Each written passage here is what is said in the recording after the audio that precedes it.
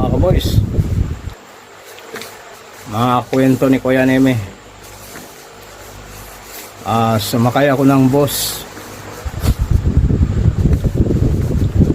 Pagsakay ko ng bus, doon ako sa hulihan umupo. Ngayon, naniningil na yung konduktor. Pagdating sa gitna, may nag-badge. Kumanon. Sir, ano ho kayo? Sinabi nung nag-badge. Si PD ako. Yung konduktor naman, medyo may alam din kasi nag-aaral din ng criminology. Si PD, Central Police District. Alam nung konduktor. Okay. Naniningil ulit. Pagdating doon sa likuran nung nag-badge, may badge pa rin.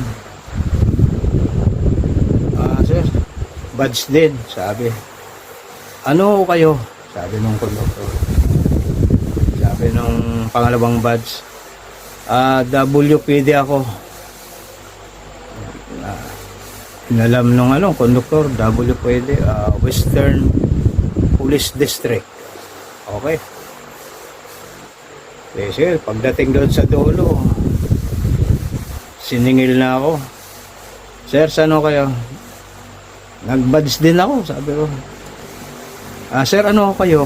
Sabi ng konduktor. WWP.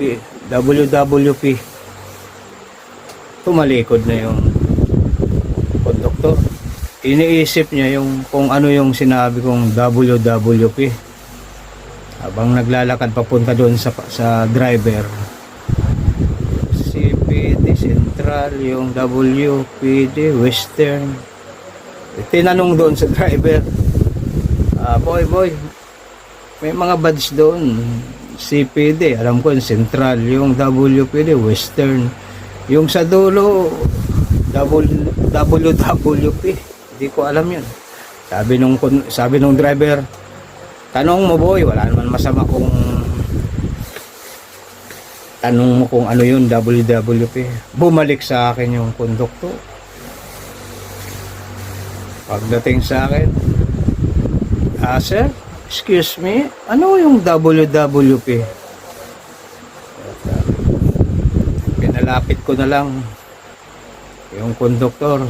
Sabi ko, walang pera, pasakay mo na boss. Alam mo, tumalikod yung konduktor, tawa ng tawa. Yun mga kaboys, ang karanasan ko. Okay?